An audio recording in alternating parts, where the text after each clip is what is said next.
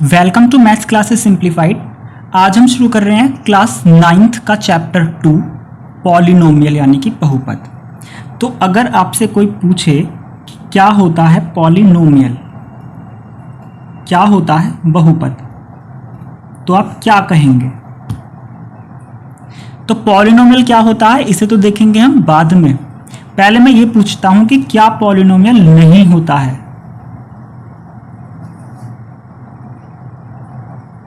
तो पॉलिनोमियल क्या नहीं है उसको पहले देखते हैं। पॉलिनोमियल क्या है वो तो अपने आप पता चल जाएगा। तो पॉलिनोमियल क्या नहीं है तो मैं बता दूं। तो अगर सवाल के अंदर जो वेरिएबल्स होते हैं, वेरिएबल्स यानी कि चर, अब वो x भी हो सकता है, वो y भी हो सकता है, वो t भी हो सकता है, a से लेकर z तक वो कोई सा भी लेटर हो सकता है। ज्यादातर तो सवालों में x ही होता है। तो अगर x के ऊपर रूट चढ़ा हो तो वो पॉलिनोमियल नहीं है, पहली बात। दूसरा, या फिर पहली क्लियर कर दूं, रूट को हम पावर 1/2 भी लिख सकते हैं। तो एक ही बात है, रूट लिखें या पावर 1/2 लिखें। तो हो सकता है रूट x की पावर 1/2 की जगह हो सकता है 1/3 मिल जाए, या रूट के ऊपर हो सकता है छोटा सा 3 लगा हुआ मिल जाए, मतलब वर्गमूल या घनमूल, स्क्वायर रूट या क्यूब रूट, उनको हम ऐसे भी लिख सकते हैं। मतलब अगर सवाल में इस रूप में दिया हुआ है तो वो हमारा नॉट पॉलिनोमियल कहलाएगा। ये तो हो गई पहली बात। दूसरी बात, हमारी x की जो पावर है वो माइनस में नहीं होनी चाहिए, जैसे -2, -3 या -1 या -4, -5, इस तरीके से नहीं होनी चाहिए। इसको दूसरे तरीके से हम ऐसे भी तो लिख सकते हैं, जो पावर माइनस की होती है उसे हम नीचे लाके प्लस की कर सकते हैं ना। तो ये x की पावर -1 नीचे लाके x की पावर +1 हो जाएगा, x की पावर -2 नीचे लाके x की पावर +2 हो जाएगा, ये 1/x3 हो जाएगा। तो ये दोनों बातें एक हैं और ये दोनों बातें भी एक है। रूट चढ़ा है या पावर 1/2 के रूप में है तो भी वो नॉट पॉलिनोमियल हो गया। अगर पावर माइनस की बनी हुई है घाते, या वो नीचे आके 1/x स्क्वायर, इसका मतलब है x नीचे हर में ना हो, डिनोमिनेटर में। अगर x नीचे है डिवाइड में तो भी वो नॉट पॉलिनोमियल होगा। तो ये दोनों बातें हमें ध्यान रखनी है। सिर्फ 2 बातें हैं, वैसे देखा जाए तो 4 बातें हो गई। एक तो रूट, एक पावर 1/2, एक पावर माइनस की ऋणात्मक, और एक x का नीचे डिवाइड। अगर सवाल में ये चीजें मौजूद हैं तो वो बहुपद नहीं होगा। तो हमें अगर ये क्लियर है कि क्या बहुपद नहीं है तो हम खुद ही बता देंगे कि क्या बहुपद है। तो अगर हम कोई पूछे कि बहुपद क्या है तो हम जवाब देंगे, जितनी बार भी x आया है हर जगह जो घात है x की वो कैसी होनी चाहिए? पूर्ण संख्या, या पूर्ण संख्या या होल नंबर। तो पूर्ण संख्याएं होती क्या हैं जो 0 से शुरू होती हैं? 0, 1, 2, 3, 4।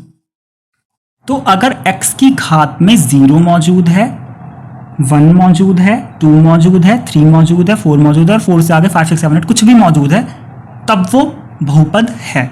जितने भी वेरिएबल, जितने भी चर मौजूद हैं, उन सभी चर की घात एक पूर्ण संख्या अगर है तो हमारा वो बहुपद है, वरना वो बहुपद नहीं है। अगर रूट चढ़ा है, 1/2 चढ़ा है, माइनस की पावर है, या 1/x1 है। इसको बोलते हैं भिन्न। अगर भिन्न के फॉर्म में है, नेगेटिव पावर है,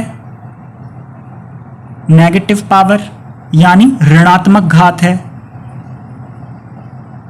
भिन्न यानी फ्रैक्शन में है x, इस कंडीशन में वो हमारा बहुपद नहीं होता है। तो अब हम देखते हैं हमारा फर्स्ट क्वेश्चन। फर्स्ट क्वेश्चन में कहा है which of the following expressions are polynomials. इनमें से बताना है कौन सा हमारा पॉलिनोमियल है और कौन सा नहीं है, और state reason for your answer.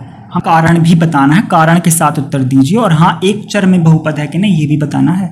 1 variable चर क्या होते हैं उसे अभी हमने देखा था, ये x, y, t यही तो चर थे। तो अब हमें देखना है कि इसमें कितने चर मौजूद है। पहले तो ये देखेंगे क्या x के अलावा कोई और भी अल्फाबेट मौजूद है। संख्याएं तो हैं 4, 3, 7, क्या कोई लेटर है a से लेकर z तक x के अलावा? नहीं। तो इसका मतलब ये है तो एक चर में। y मौजूद है, क्या कुछ और अल्फाबेट है? नहीं। तो इसका मतलब ये भी एक चर में है। यहाँ पर t मौजूद है, क्या और अल्फाबेट है t के अलावा? नहीं। तो ये भी एक ही चर हुआ। यहाँ y मौजूद है, ये भी एक चर हुआ। लेकिन 5वें क्वेश्चन में हम देख रहे हैं x, y और t 3 वेरिएबल मौजूद है, यानी कि ये तो हमारा होगा 3 चर में, ये हमारा होगा एक चर में, ये हमारा होगा एक चर में, चर यानी वेरिएबल, और ये हमारा होगा एक चर में, और ये हमारा होगा एक चर में। ये तो हमें पता चल गया कि सवाल कितने चर में मौजूद है। अब ये और पता कर लेते हैं कि क्या वो पॉलिनोमियल यानी कि बहुपद है। तो उसके लिए हम ये देखेंगे, क्या x की सभी घातें पूर्ण संख्या है? क्या यहाँ x की घात कितनी है? 2, यहाँ x की घात कितनी है? 1, और 1 और 2 दोनों पूर्ण संख्या होती हैं। पूर्ण संख्या वो होती हैं जो 0 से शुरू होती हैं और 1 2 3 4 5 सब उसमें शामिल होती हैं। तो ये हमारी होती हैं पूर्ण संख्याएं। तो ये एक चर में पॉलिनोमियल है, बहुपद है। तो हम लिखेंगे एक चर में बहुपद है।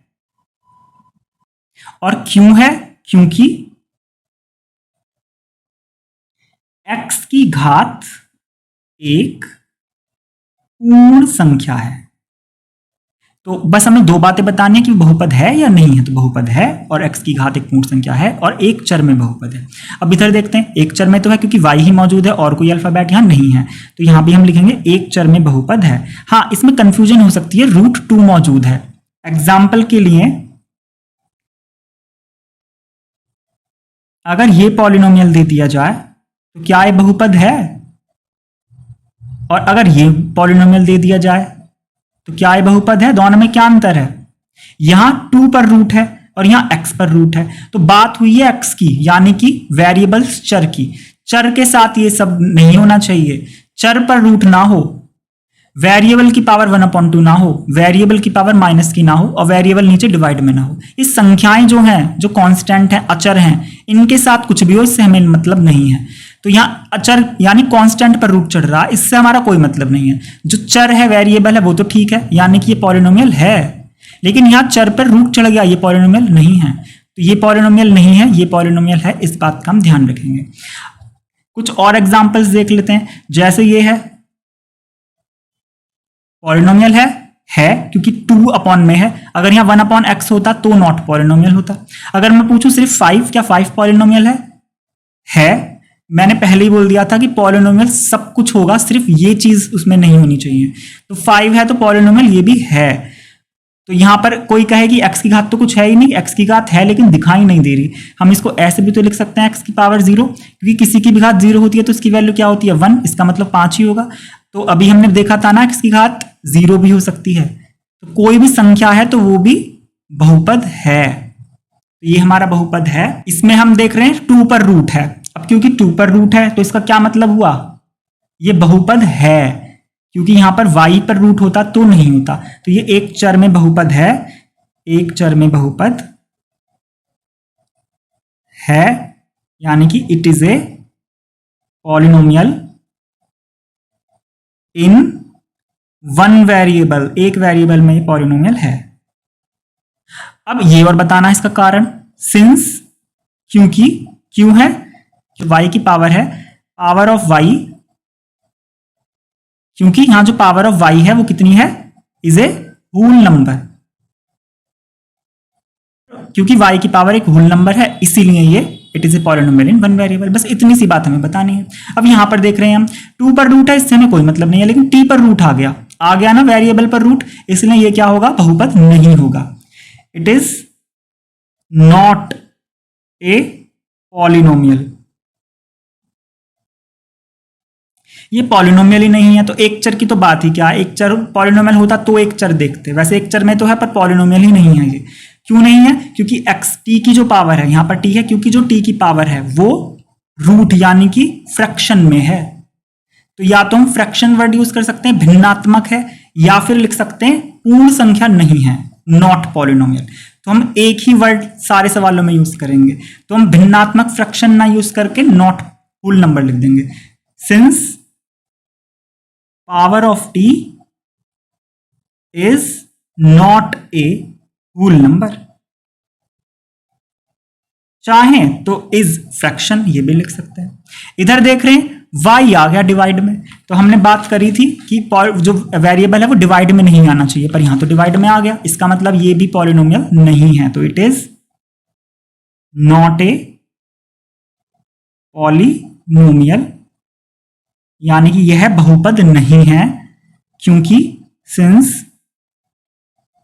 पावर ऑफ y इज, इस वाले y की पावर 1 है ना, अगर इसे ऊपर ले जाएंगे तो इसे हम ऐसे भी तो लिख सकते हैं ना, y की पावर -1, क्योंकि y की पावर कैसी हो गई, नेगेटिव, तो y की पावर इज नेगेटिव है, या लिख सकते हैं is not a whole number.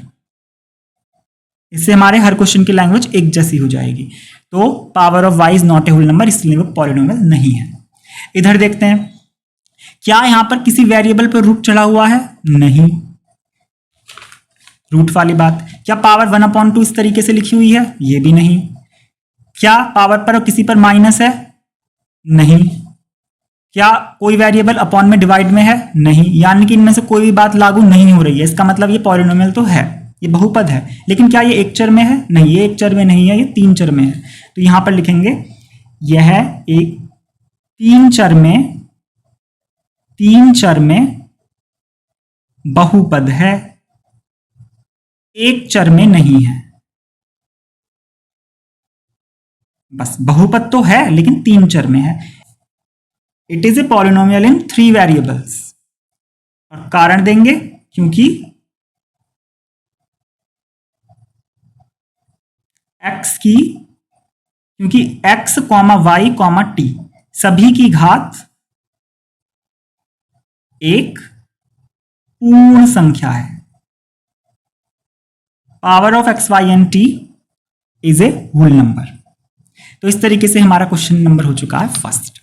अब हम देखते हैं क्वेश्चन नंबर सेकंड। यहां पर पूछिए एक्स स्क्वायर का कोफिशिएंट क्या है, तो बहुत आसान है, एक्स स्क्वायर का कोफिशिएंट पूछ रहे हैं। तो कोफिशिएंट मतलब होता है गुणांक, गुणांक का मतलब जो गुणा में है। तो हम ध्यान से देखें तो एक्स स्क्वायर की गुणा में क्या है भाई, कुछ भी डिजिट नहीं है एक्स स्क्वायर के यहां पर, तो हम 1 लिख सकते हैं ना इनटू में, क्योंकि मल्टीप्लाई में तो 1 सबके होता ही है। तो एक्स स्क्वायर का गुणांक 1 हो गया ना, तो लिख देंगे एक्स स्क्वायर का गुणांक बराबर 1। ये हमारा हो जाता है answer.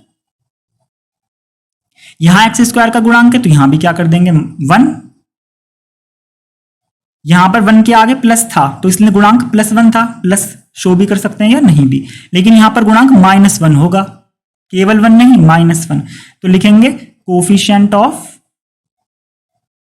X square is equal to -1। ये प्लस और माइनस का खास ध्यान रखना है, अक्सर गलती यहीं पर हो जाती है। यहां पर एक्स स्क्वायर का गुणांक कितना है, इसकी गुणा में तो π/2 दे रखा है, तो π/2 हो जाएगा। तो हो जाएगा एक्स स्क्वायर का गुणांक बराबर π/2 आंसर। प्रॉब्लम इस क्वेश्चन में है, यहां तो एक्स स्क्वायर ही मौजूद नहीं है। तो अगर एक्स स्क्वायर का गुणांक पूछे लेकिन एक्स स्क्वायर की टर्म ही नहीं है, तो हम अपनी तरफ से एक्स स्क्वायर लिख देंगे।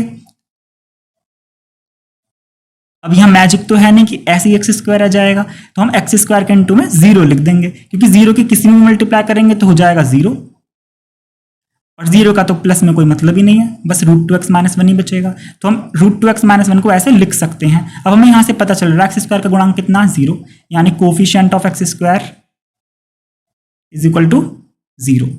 तो इस तरीके से पहले के 5 पार्ट और दूसरे के 4 पार्ट बहुत इजी हैं। दूसरे में हमने एक्स स्क्वायर का कोफिशिएंट निकाला है जो एक्स स्क्वायर की गुणा में है वो, और इधर पॉलिनोमियल क्या होते हैं और क्या नहीं होते हैं, एक चर में है या नहीं है, ये कैसे पता करें। तो आज हमने ये देखा। तो इस तरीके से हमारे आज एक्सरसाइज 2.1 के क्वेश्चन 1 और 2 हो गए हैं कंप्लीट।